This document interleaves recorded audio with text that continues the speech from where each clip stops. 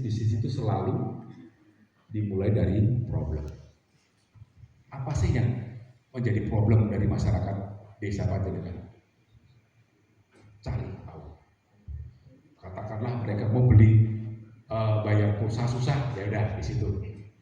Mau kirim paket, nggak usah susah-susah, taruh aja di situ jalan. Nah, atau mungkin JNE, JNT, siapa tahu bisa diajak kerjasama. Kembangkan itu terus. Ya. Kita mulai dari problem, kemudian R&D itu research and development. Kita tidak tiba-tiba langsung mengatakan bahwa ini benar, ini salah. Kita cari tahu informasinya sebanyak mungkin. Inilah yang disebut R&D. Karena R&D ini sebetulnya adalah bagaimana kita mengumpulkan informasi sebanyak-banyaknya dari sumbernya langsung atau sumber yang terpercaya, kemudian kita bandingkan satu dengan yang lainnya untuk membantu keputusan kita. Itulah R&D. Jadi jangan dianggap bahwa R&D itu sesuatu hal yang mulu-mulu, yang harus, wah ini susah, wah ini harus berbiaya tinggi, padahal enggak. Nah, sebetulnya kumpulkan banyak informasi, tanya sana, tanya sini. Nah ini nanti kemudian kita olah. Inilah R&D sebetulnya.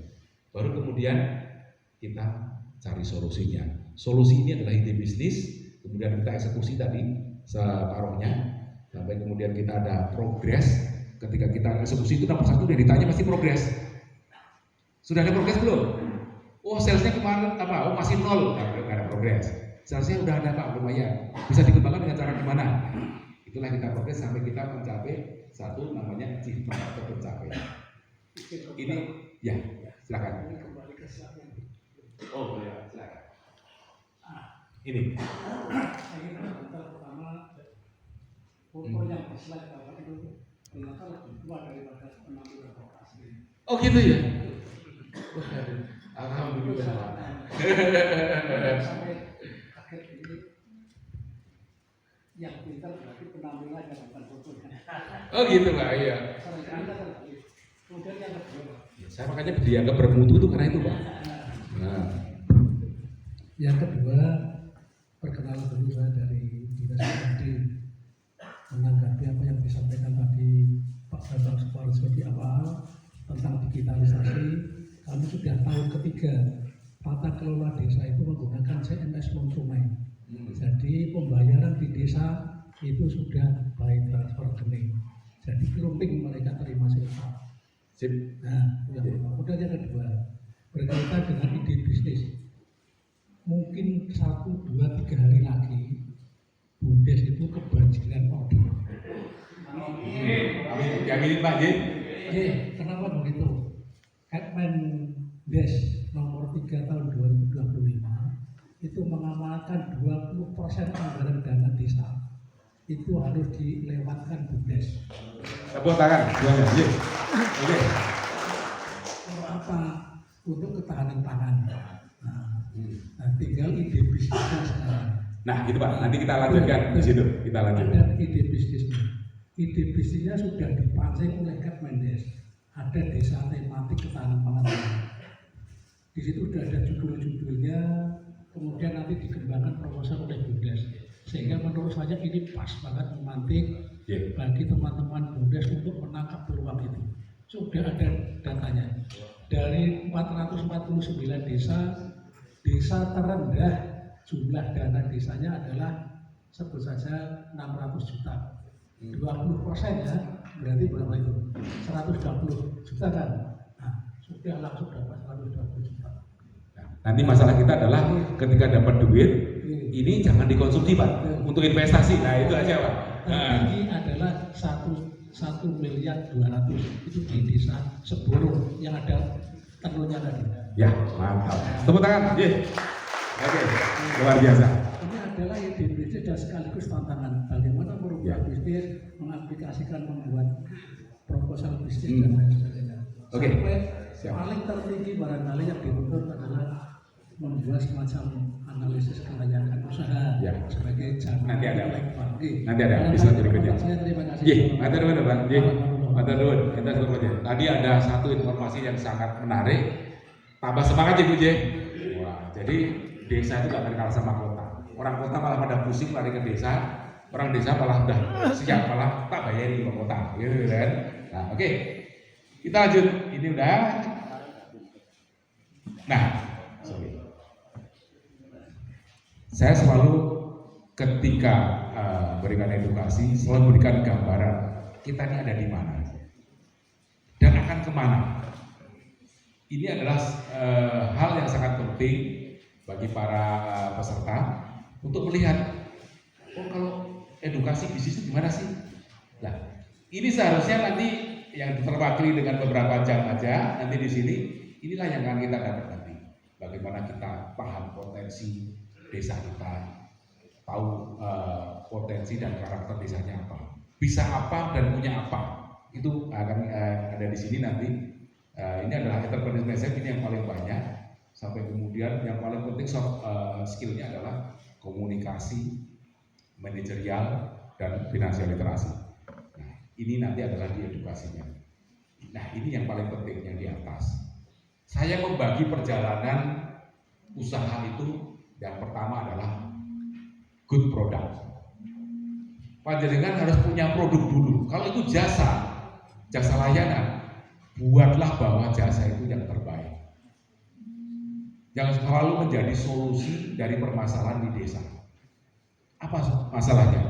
Pembayaran PKB yang susah, pembayaran PBB juga Pak ya, PBB yang sulit, selesai di situ. Mau kirim paket selesai di situ, mau beli token, mau segala macam selesai di situ semuanya.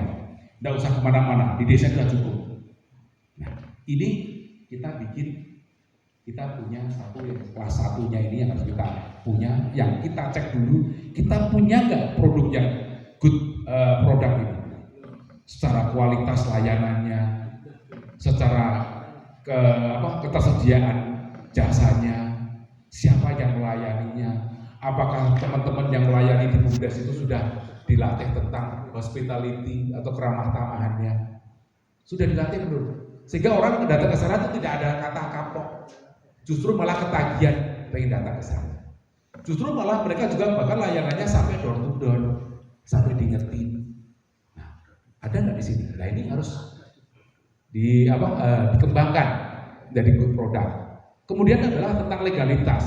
Legalitas yang BUMDes itu gimana? Apakah sekarang cukup atau nanti untuk pengembangan bisa yang lain sudah dipersiapkan izin-izin usahanya, izin-izin produknya?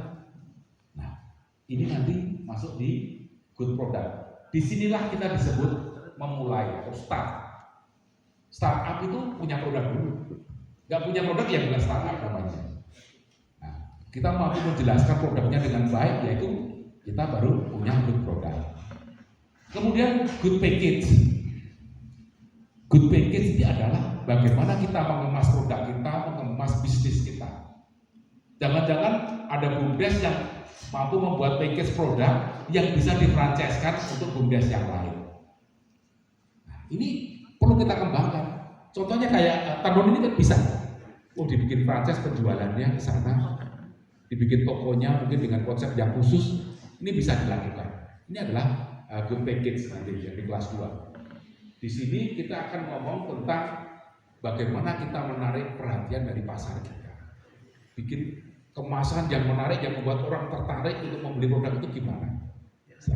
Nah, ini yang kita masuk ke good package ini 3 tadi. Ini sekilas saya sampaikan ya. Ini adalah cerita dari perjalanan sebuah usaha. Kemudian tentang good package ini kita sudah masuk ke penjualan. Karena produknya ada, package-nya ada, ya jual.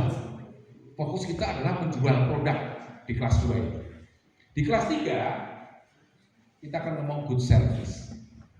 Good service itu sudah masuk ke taraf marketing. Bedanya penjualan dan marketing apa? Bedanya kalau penjualan fokusnya di produk, kalau marketing fokusnya di market. Maka namanya marketing itu hanya akan tahu namanya market dan marketing. Kita tahu pasar kita dan tahu cara memasarkannya. Jadi pasarnya siapa? Harus benar-benar tahu siapa pasarnya. Sampai kita bisa telepon, kita bisa ngobrol, dan kita akan sering ngobrol. Itulah marketing sebetulnya. Jadi di sini good service itu adalah tentang customer relation, customer reception, komplain handling, ketika ada komplain kita bisa tangani, sehingga tidak ada komplain di situ, Pak. Karena di sini tujuannya adalah untuk customer satisfaction. Orang kalau tidak puas, kontuku meneh. Nah, ini di kelas 3 ini diajarin, kita bantu, kita dampingi untuk dia mampu melakukan pemasaran dengan baik. Nah, kalau sudah masuk ke kelas 4, good business, berarti bisnisnya sudah punya sistem, punya SOP.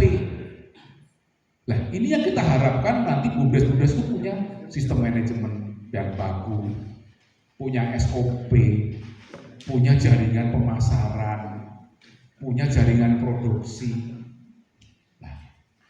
Kalau sudah sampai di sini, maka panjenengan sudah hampir lulus. Kalau sudah lulus ya udah, pemerintah sudah melepas. Bapak Ibu sekalian bisa mengembangkan terserah, karena di sini sudah mapan bisnisnya. Di sini sudah masuk ke branding, kita sudah mulai promosi. Karena apa? Sistem kita nggak ada yang propos di dalamnya. Kalau kita buru-buru promosi, sistem masih propos, yang ada apa? Jatuh. Kita keropos di dalam, kita sudah terburu-buru promosi, sudah promosi macam-macam, barangnya nggak ada. Nah, itu yang jangan sampai terjadi nanti. Sudah menjadikan sesuatu banyak orang, dibeli tidak bisa, dipesan tidak ada. Nah, itu yang nggak bisa. Nah, setelah ini baru kita dilepas untuk berdikari. Itulah yang disebut berdaya saing. Gitu. Oke, selanjutnya. Ini kita akan masuk ke lebih dalam, yaitu kepada SDM. Kalau dalam edukasi kewirausahaan kita ada 3 hal, ada 3 set yang disebutkan di situ. Yang pertama adalah tentang mindset. Mindset itu definisinya adalah apa yang kita lihat, kita pikirkan, dan apa yang akan kita lakukan. Inilah mindset artinya, seperti itu. Jadi kita kalau bicara mindset, kita harus tahu kita itu melihatnya seperti apa yang kita pikirkan, dan apa yang kita lakukan. Itu seperti mesin, ada input, ada proses, ada output. Makanya mindset sering disebut dengan mesin pikir, atau pola pikir, atau prosesor. Ya, prosesor kita seperti apa kerjanya. Makanya ini kita edukasi seperti itu. Kemudian yang kedua adalah tentang skill set. Soft skill yang paling penting dalam bisnis adalah komunikasi. Kedua adalah leadership dan manajerial. Ketiga adalah finansial literasi. Jadi ketika ada orang tanya, Pak, saya dari jurusan ini, nggak penting. Yang penting kamu sudah punya mindset kewirausahaan, tambah soft skill komunikasi, manajerial dan leadership. Kemudian yang keempat adalah finansial literasi, sudah cukup. Jadi ini nanti akan bermanfaat ketika kita memilih pengelola dari BUMDes tersebut. Benar nggak dia punya kemampuan komunikasi yang bagus? Benar nggak dia punya kemampuan manajerial yang bagus? Kemampuan manajerial itu apa? Leadership itu apa? Paham nggak dia dengan finansial literasi? Kelihatannya jalan tapi rugi, wah ya susah. Butuhnya kan di situ nanti. Nah ini yang harus kita kelola. Kemudian yang ketiga adalah tentang tool set. Tadi sudah disebutkan oleh Pak Cokro ya. Digitalisasi. Digitalisasi adalah masuk di tool set. Jadi kemampuan kita untuk memanfaatkan teknologi yang ada. Atau justru kita malah mampu menciptakan teknologi itu sendiri. Apakah itu berupa sistem, berupa alat, berupa mesin, atau apa? Aplikasi. Nah, inilah yang nanti akan membuat perubahan yang besar dalam bisnis kita. Jadi kalau kita ngomong mindset, kewirausahaan, jadi kewirausahaan itu bukanlah sebuah profesi sebetulnya. Kewirausahaan itu adalah sebetulnya mindset kemandirian yang sudah ada di kita, yang belum kita aktifasi. Sebetulnya kita semua menjadi pengusaha. Coba pengusaha itu kan macam-macam, ada yang main duitnya doang, ada yang main dia terlibat langsung, ada yang dia bermitra dagang aja, seperti itu yang kita lakukan. Nah, di sini kalau memulai kewirausahaan itu apa sih sebetulnya? Dimulai dari mana? Pasti dimulai daripada kita melihat diri kita sendiri. Apa yang kita punya? Di Indonesia ini paling sulit kalau saya tanya tentang apa yang kamu punya, apa yang kamu bisa, dan apa yang kamu suka. Karena apa? Karena pendidikan kita tidak ngajari itu. Pendidikan kita sudah terbiasa didikte, semuanya diatur, semuanya harus seragam. Padahal sesungguhnya manusia diciptakan dengan spesialisasi masing-masing, dengan kekhususannya, dengan kemampuan mereka sendiri. Jadi ada istilah keren dalam bahasa Inggris, there is nothing fit for all. Tidak ada sesuatu yang cocok untuk semuanya. Jadi kalau nanti ada 449 BUMDes, seharusnya bisnisnya, pengembangannya ya, di awalnya untuk mencetak modal bisa bareng, tapi pengembangannya akan berbeda-beda. Karena potensinya akan jadi beda. Makanya kenapa nanti teman-teman dari BUMDes penting banget untuk bisa membuat ide bisnis, yaitu sesuai dengan potensinya, kearifan lokalnya apa. Yang bikin lanting ya udah kita kembangkan lanting, yang bikin teman kita kembangkan teman, yang bikin sate ambal kemasan itu ya, bikin itu. Ada banyak. Makanya kenapa ini harus dibantu melihat kita ini punya potensi apa, punya karakter apa, punya minat apa. Ini biasanya dibantu oleh pihak ketiga karena sistem pendidikan kita tidak seperti itu. Kalau di Eropa, anak kecil itu sampai kelas 4 dibiarkan. Guru itu akan membiarkan mereka berinteraksi dengan temannya, sosialnya dia seperti apa yang disukai. Ada yang di Jerman itu kebetulan anak teman saya, dia dari kelas 1 sampai kelas 4 kalau sekolah itu bawa bola sepak. Dari rumah didribble sampai sekolah. Istirahat dia udah di lapangan main bola sendiri. Dibiarin sampai kelas 4 sampai akhirnya rekomendasi dari sekolahan kayaknya nanti dia akan jadi pemain sepak bola. Direkomendasikan akhirnya sekolahnya di SSB di sana. Dan sekarang dia jadi pemain nasional. Nah itu yang luar biasa. Nah, di Indonesia kan nggak semuanya kalau ditanya dulu zamannya saya ya mau jadinya dokter sama insinyur. Pengennya dokter sama insinyur. Semuanya jadi kayak seragam gitu.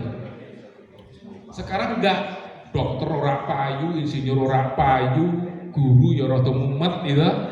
Sekarang sing payu apa? YouTuber, konten kreator. Itu pasti sinau ora umum, sinau nanti wah sing tuwa biayane mahal, bocah nganti stres-stres ning kuliahan. Tapi ternyata yang dicari konten kreator. Itu yang terjadi sekarang. Makanya kita ini perlu banget memahami potensi kita. Seperti apa? Baru kemudian kita cross check dengan apa yang kita lihat, peluangnya apa, visi kita apa, potensi kita apa, kita kurangkan. Jadi masalah itu adalah tentang kesenjangan antara tujuan dan kondisi kita saat ini. Itu disebut masalah. Jadi ketika kita mulai dari sini, kita sebenarnya adalah create problem. Visi kita apa? Nah di sini kan ada visi, ada dream. Ada yang tahu nggak bedanya dream sama visi? Dream sama visi. Banyak orang bermimpi, nggak apa-apa, bagus dimulai dari mimpi. Tetapi ketika kita visi, kita udah tahu detailnya, bisa diukur. Misalnya dari Kebumen, mimpinya apa? Saya ingin main ke Jogja. Itu mimpi. Kalau dia visi gimana? Oh Pak, saya main ke Jogja pertama kali ke objek wisata ini saya mau lihat ini. Dia bisa cerita banyak. Itulah visi, karena dia mampu melihat apa yang akan dia lakukan. Itulah visi. Jadi Bapak dan Ibu sekalian, ini jadi pertanyaan yang sangat penting. BUMDes ini mau dibawa kemana? Pertanyaan yang paling penting dalam BUMDes adalah BUMDes ini mau dibawa kemana dalam 5 tahun ke depan jadi apa, 10 tahun ke depan jadi apa? Ada nggak yang bisa menjelaskan itu sampai detik? BUMDes ini mungkin Pak 1 tahun ini akan menghasilkan 100 juta, 5 tahun akan menghasilkan 1 miliar. 10 tahun lagi Pak, kita sudah punya 100 bidang usaha. Misalnya seperti itu. Itu detail, dia bisa menjelaskan. Ketika ditanya, dia bisa menjelaskan detail. Itulah visi. Pernah nggak teman-teman di BUMDes berpikir sampai BUMDes ini ke depan menjadi apa ya? Sudah ada seperti itu? Sudah ada ya? Atau kita akan mulai karena baru tahu sekarang? Bikinlah seperti itu. Kalaupun debat. Karena debat itu sebenarnya membuka semua saraf-saraf berpikir kita. Yang penting kita lakukan dengan cara yang benar. Nah, ini visi ini yang harus kita pentingkan. Apa yang kita kejar adalah visi. Nah, visi dikurangi potensi, ketemu problem. Nah, ini kita akan bicara tentang problem. Ini ada satu slide yang perlu saya sampaikan sekilas pada Bapak Ibu sekalian. Ketika kita rekrutmen orang atau saya merekrut pembinaan atau Bapak Ibu sekalian di desa itu merekrut pengelola BUMDes, biasanya saya selalu tanya ini. Namanya VP-MCV. Yang pertama kali saya tanya visi. Kalau Bapak Ibu sekalian naik taksi kemudian duduk, terus ditanya sopir taksinya, Pak, Bu, mau kemana? Terserah Bapak. Gimana sopir taksinya? Pusing ya? Pusing. Sama. Kalau nanti Mas Budi tanya kepada BUMDes, Pak, Bu, BUMDesnya mau dibawa kemana? Terserah Pak Budi aja. Pulang Paramek 3 habis. Ini yang paling penting, makanya saya ingatkan. Jadi visinya akan jadi penting. Cita-citanya itu apa sih? Goalnya apa sih? Tujuannya itu makin pendek. Tujuannya apa sih? BUMDes ini bikin. Seberapa penting buat kalian BUMDes itu? Jangan karena pemerintah mengajukan itu BUMDes semuanya. Tidak apa-apa itu dijalankan. Tapi di sisi lainnya, ya kita punya visi. BUMDes ini mau apa? Apa yang mau diberikan BUMDes ini pada desa? Ini adalah pertanyaan yang paling penting sekali. Apa yang akan diberikan BUMDes itu untuk desa? Ini yang akan jadi pikiran. Kemudian setelah punya visi, saya baru akan tanya potensi. Potensinya apa? Apa yang jenengan punya sih di desa itu? Apa yang jenengan bisa sih yang dilakukan di desa itu? Ini yang harus digarap, kita mulai dari situ. Ketika visi ini dikurangi dengan potensi, maka yang hadir adalah problem sebetulnya. Bisnis selalu dimulai dari problem. Ada visi, ada potensi sekarang, kalau dikurangkan, jadinya adalah masalah. Masalah kok dicari kita. Loh, Gusti Allah itu menguji kita ya dengan masalah. Kuat tidaknya kita, ya masalah. Banyak orang berdoa, ya Allah, jauhkanlah kami dari masalah. Yang hadir malah masalah lagi. Kenapa? Karena masalah inilah yang membuat kita besar. Masalah ini yang membuat kita tumbuh. Masalah ini yang membuat otak kita bekerja. Kalau nggak ada masalah, ya wes, jalan. Makanya anak-anak zaman sekarang yang disebut Gen Z, sekarang apalagi Alpha, sekarang udah mulai Beta. Yang lahir sekarang ini sudah generasi Beta. Yang Alpha kita anak mudeng, apalagi yang Gen Z juga kita nggak mudeng, sudah lahir yang Beta. Ini cara orang tua nanti ngomong anaknya. Ya ini yang terjadi. Mereka lahir nggak ada masalah, semuanya udah ada rumah sakit dekat, orang tuanya bisa mencukupi, nggak ada masalah. Maka yang jelas mereka otaknya tidak kerja, tapi mereka di sisi lain terbiasa dengan teknologi. Nah, ini yang harus kita cerna. Jadi sekarang kalau kita marketing, jadi penting kita memahami itu karena apa? Karena Gen Z zaman sekarang itu tidak suka yang mulu-mulu berbisnis, jangan yang susah-susah. Gen Z sekarang ngapain aku kerja, aku di rumah lah jadi konten kreator dapat duit miliaran. Itu yang terjadi sekarang. Itu bisa nanti dimanfaatkan. Kalau jenengan mau menyasar pasar Gen Z, maka nanti tim di BUMDesnya harus taruh orang Gen Z di situ. Hanya orang Gen Z yang memahami orang Gen Z. Kalau saya di Gen X ya sama Mas Budi ini kan Gen X ya. Gen X sudah nggak mudah lah. Orang Gen X memahami milenial jam 4, apalagi Gen Z. Nah, ini kenyataan ini sekarang. Ini kenyataan. Kalau Bapak dan Ibu sekalian berantem sama anaknya sekarang saya sudah maklum. Oh, beda alam, beda zaman, dia mesti gelo.